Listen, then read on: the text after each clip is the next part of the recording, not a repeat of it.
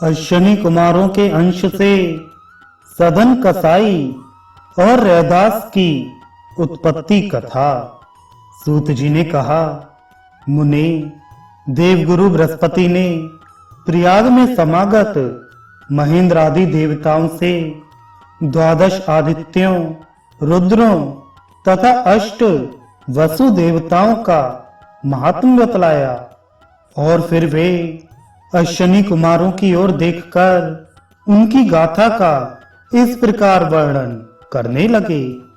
भगवान विवस्वान को संज्ञा से दिव्य तेजस्वी वैवस्वत मनु, यम और यमुना 3 संतानें उत्पन्न हुई। संज्ञा तेज स्वरूप अपने पति को जानकर अपनी ही छाया उत्पन्न कर तपस्या करने चली गई। सावर्णी, मनु, शनि और तप्ती ये छाया से उत्पन्न हुए। भगवान सूर्य ने छाया द्वारा संतानों में असमान व्यवहार देखकर उसे माया स्वरूपा नारी मानकर क्रुद्ध हो भस्म कर दिया। विवस्वान को क्रोध युक्त समझकर सावर्णी, मनु और शनि सूर्य के प्रति क्रुद्ध हो युद्ध करने लगे। उसी समय वे सूर्य के द्वारा भस्मभूत होने लगे। फिर वे दोनों हिमालय पर्वत पर आकर परम तप करने लगे। 3 वर्ष तप करने पर भक्त वत्सला महाकाली ने प्रसन्न हो उन्हें वर दिया। वर प्राप्त कर पुनः वे दोनों भगवान सूर्य से युद्ध करने लगे। तप के द्वारा प्रभावशाली सूर्य उनसे भयभीत होकर वहां से चले गए। रमणीय कुरखंड में अश्व रूप को धारण कर उनकी प्रिया संज्ञा सूर्य को प्राप्त करने के लिए तपस्या में संलग्न थी। भगवान सूर्य उसे ढूंढते हुए वहां पहुंचे। उन्होंने संज्ञा को अश्विनी रूप में देखकर स्वयं भी अश्व का रूप बना लिया।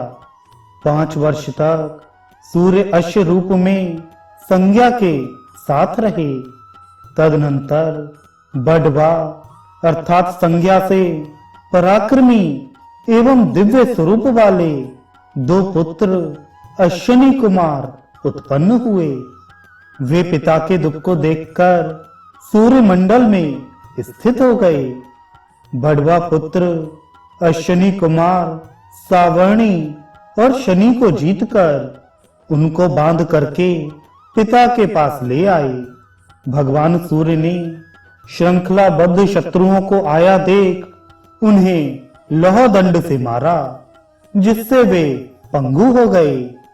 भगवान सूर्य ने प्रसन्नता पूर्वक बड़वा पुत्र अश्विनी कुमारों से कहा, जिस प्रकार जीव और ईश तथा नर और नारायण 2 नाम होते हुए भी एक हैं और परस्पर मित्र हैं, उसी प्रकार एक ही नाम न सत्य से आप लोग प्रसिद्ध होंगे।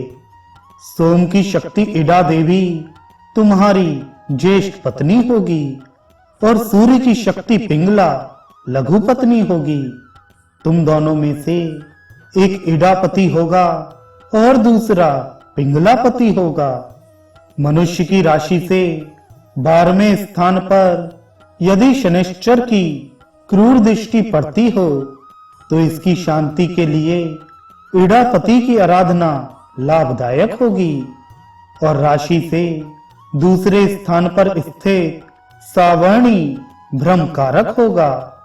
इसके लिए पिंगलापति की आराधना शांतिकर होगी।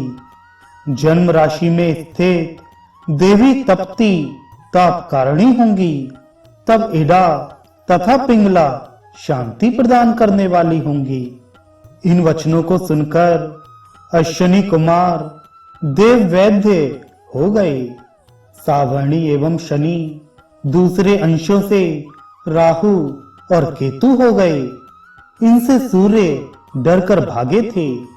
अब भी ये ग्रहण रूप में उन्हें पीड़ा देते रहते हैं।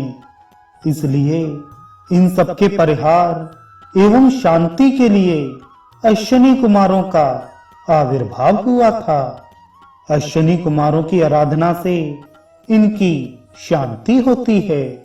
सूत जी बोले, शौनक, देवगुरु बृहस्पति द्वारा यह कथा सुनकर देव श्रेष्ठ वे अश्विनी कुमार प्रसन्न हो गए और अपने अंश से महीतल में शूद्र योनि में उत्पन्न हुए। इडापति अज बकरी को मारने वाले चांडाल के घर में उत्पन्न हुए। वे सदन कसाई नाम से विख्यात होकर तीर्थ मार्त परायण हुए। वे शालग्राम शिला से तौलकर मांस बेचते थे। फिर वे कबीर के समीप आकर उनके शिष्य होकर निवास करने लगे। पूर्व में वे सत्यनिधि नामक एक ब्राह्मण थे, किंतु उन्होंने भयभीत गौ को चांडाल को दिखाया। फलता राजा के दरबार में उनके हाथ काट दिए गए। पिंगलापति चर्मकार के घर उत्पन्न हुए। वे मानदास के पुत्र रैदास के नाम से प्रसिद्ध हुए। वे काशीपुरी में जाकर श्री राम परायण कबीर को वाद विवाद में जीतकर शंकराचार्य के पास आए और उनसे पराजित होकर रैदास रामानंद के पास आए तथा उनकी शिष्यता स्वीकार कर ली।